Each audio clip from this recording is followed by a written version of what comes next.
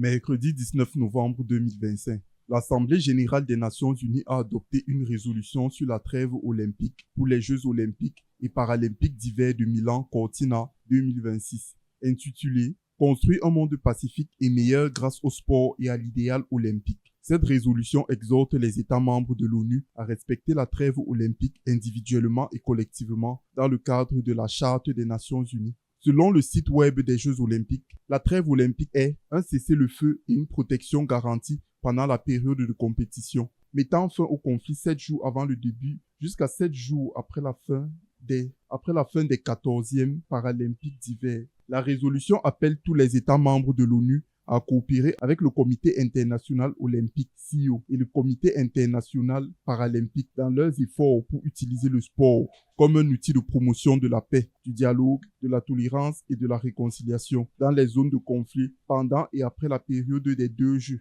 Dans son allocution devant l'Assemblée générale, le président du CIO, Kirsty Coventry, a déclaré que les Jeux olympiques créaient un espace où les gens se rencontraient en tant qu'êtres humains, insistant pour que le sport et la politique soient séparés et que les visas ne soient pas refusés pour des raisons politiques.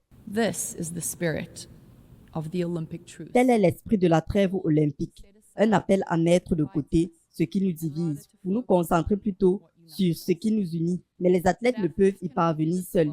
Ils ne peuvent inspirer la prochaine génération que s'ils sont en mesure de concourir. Dans ce monde divisé, nous devons travailler ensemble pour séparer le sport et la politique. Cela signifie que les athlètes doivent pouvoir entrer dans les pays hôtes et participer aux compétitions sans risquer d'être contraints de rester chez eux parce qu'on leur refuse un visa pour des raisons politiques. Les Jeux olympiques et paralympiques d'hiver se tiendront à Milan et à Cortina d'Ampezzo, en Italie, l'année prochaine, respectivement du 6 au 22 février et du 6 au 15 mars.